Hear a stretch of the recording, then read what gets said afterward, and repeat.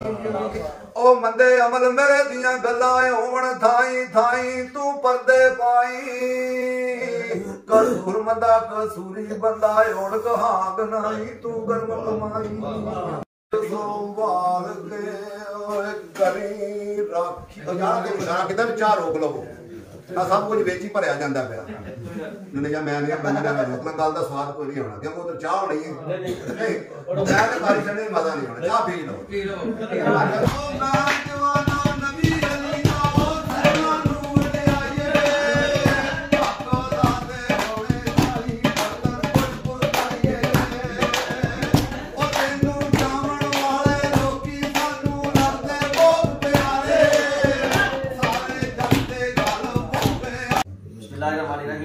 अस्सलाम वालेकुम नाज़रीन मोहतरम, मैं इस वक्त मौजूद हूँ सियालकोट के एक नवाही कस्बा नवापिंड में, जहाँ पर हमारे दोस्त मोहतरम मियाँ शबीर साहब ने एक अपने घर में अपने डेरे पर एक पंचायत सजाई है, एक बैठक का बंदोबस्त किया है जिसमें गांव के और इर्द गिर्द के देहातों के बहुत से बुजुर्ग तशरीफ फरमा हैं, नौजवान दोस्त तशरीफ फरमा हैं। बुजुर्गों की सोबत में बैठना और उनसे कुछ सीखना, उससे बड़ा कुछ असर होता है। यकीनी तौर पर उससे हम नौजवान जो आने वाली नस्ल है वो मुस्तफीद होती है। मेरे साथ मौजूद हैं जनाब मोहतरम मास्टर मोहम्मद असलम साहब। मास्टर असलम साहब का तारफ ये है कि ये इनको पंजाबी के बहुत से शुआरा का कलाम जुबानी याद है, ना सिर्फ जुबानी याद है बल्कि बड़े उसको तरन्नुम के साथ और बड़ी वजाहत के साथ और बड़े ही अपने एक जबरदस्त अंदाज साथ उसको पढ़ते हैं, सुनाते हैं और उसका तर्जुमा भी करते हैं। पंजाबी के बहुत से शुआरा हैं जिनके नाम से आज की नई नस्ल वाकिफ नहीं है और पंजाबी के शुआरा से हम नए नौजवान उनसे मुतारफ नहीं है, लेकिन पंजाबी के उन कलाम में, उन शुआरा के उन कलाम में जो मैसेज है, जो पैगाम है, वो तरबियत है। आने वाली जो नई नस्ल है वो उस पैगाम को सुने, तरबियत हासिल करे और अपनी लाइफ को, अपनी जिंदगी को बेहतर से बेहतर करे। मेरे साथ मौजूद हैं जनाब उस्ताद मोहतरम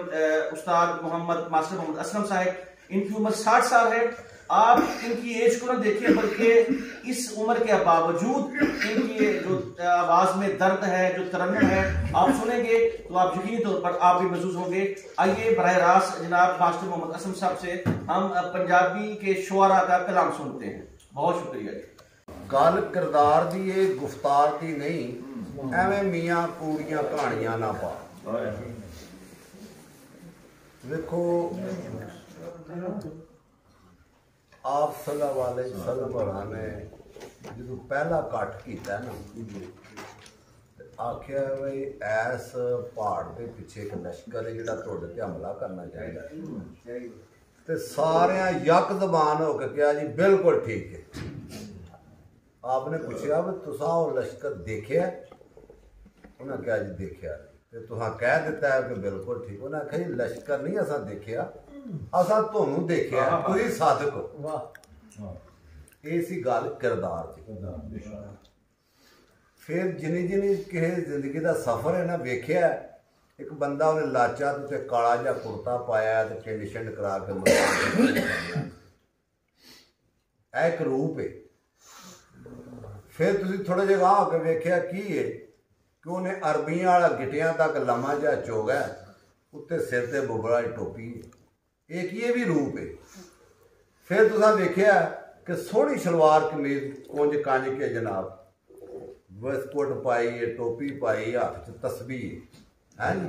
मोढे ते रुमाल है, ये सारे रूप ने। लोड़ किरदार दी है, गुफ्तार दी नहीं। एवें मियाँ पूड़ियां कहानियां ना पा, तेरे रूप स्वरूप नूं किसे नहीं देखना। चोगे तस्बियां भावें बाई चूड़ियां पा, जेड़ी नीयत है तेरी ओ ही नमाज है। भावें थले मसले ते फूड़ियां पा, ते कल उन्हें ही जाके वजनी है कसूरमंदा जेड़े पे बीजदे ने अज आखिरी 2 सतरां दे आप दियां 2 हदीसां दा तर्जमा बाबे उन्हें पंजाबी च बयान कर छड़िया। इन्ना माला माल हो भी नहीं जाता, कोई अमल भी जेड़ा है ना ओदा अजर ओदी नीयत ते इंसान नूं मिलदा। दुनिया मदरत आखिरत, दुनिया आखिरत की खेती है, जो बीजना हो जाके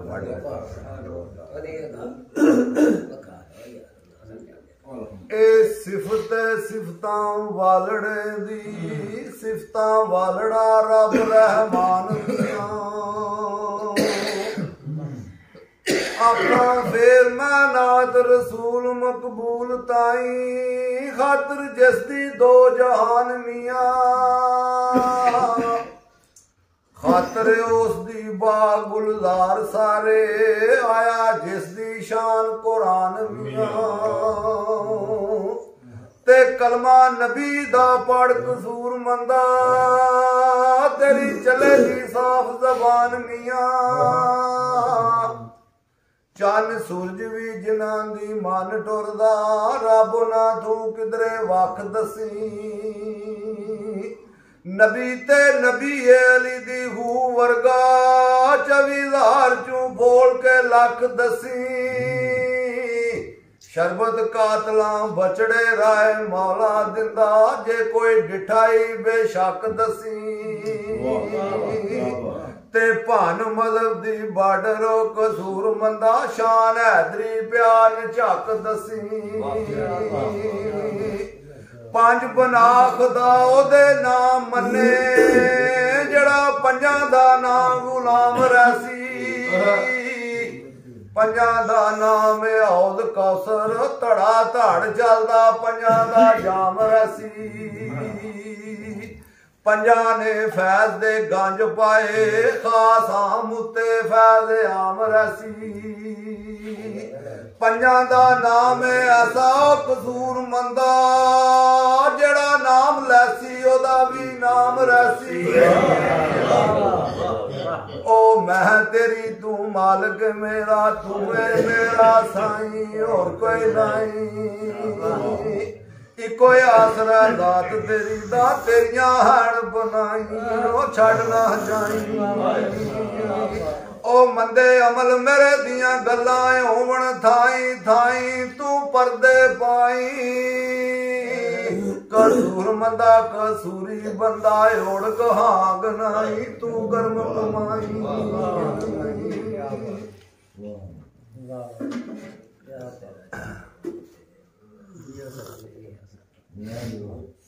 रांझे आखिया यार दे ओ महल वाला ते कोई दस सो हलड़ा राह ना था करूं तेरियों कुछ नहीं खर्च होना ओ खर्च होना ते जोड़ा मुंदरा चुटका सवाना था आना आना नंदा कदू मैं आखे आसे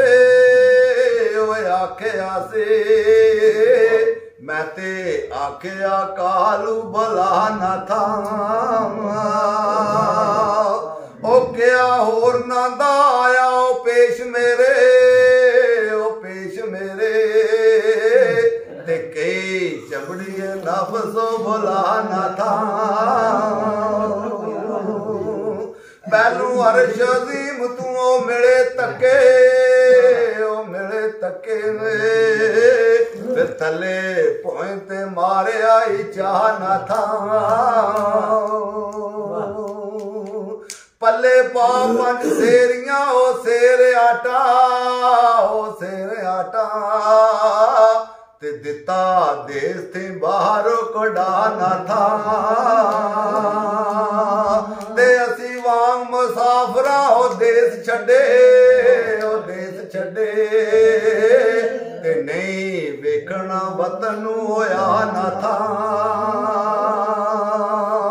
ओ डिगा आन तेरिया हो विच कदमा ते खैर मेर दा चोलड़ी ओ पाना था नाम यार दा नाफ तू ओ साफ निकले ते जाए सीनियों हो हवा न था चुगल हक दा विच ओ वजूद कुके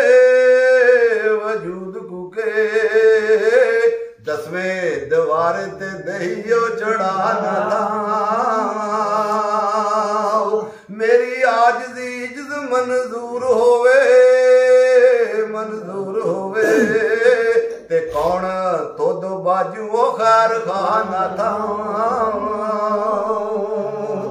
अनहद दायान हुण साज वजे ओ साज वजे ते जाए जिस्म हो फना ना था फना फिल्ला दी मंजिल ओ लांगे अगे ओ लांगे अगे ते करा सैर जा मुल्क बकाना था वाल सबे दुख मुसीबत दूर होवन करे फजल जे आप खुदा न था पंजा बारां नू कर राजी पंजा बारां नू मन गौसे आलम सरकारां नू कर राजी पंजा बारां नू मन गौसे आलम सरकारां नू जुग भलियां दे दरबारां नू रब मंगया आप बिहारां नू कर राजी पंजा बारां नू मन गौसे आलम सरकारां नू एक दसती दे दाने ने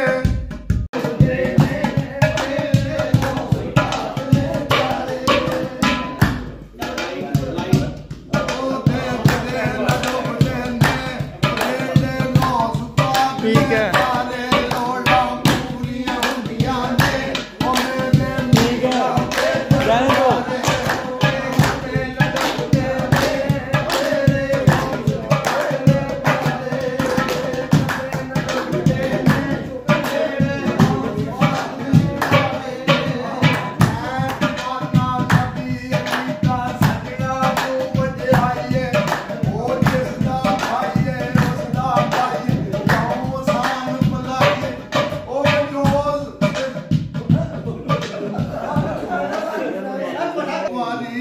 नाम खालक दा चाहिए ओ खातर जिन्ना दी सब कुछ बनया लख दरूद बुझाइए ओ जी करदा ओ पाक सज्जन दी रज तारीफ सुनाइए ओ आशिक साधक गालब वांगू सोनी नज़म बनाइए ओ ते कदी ना डोबदे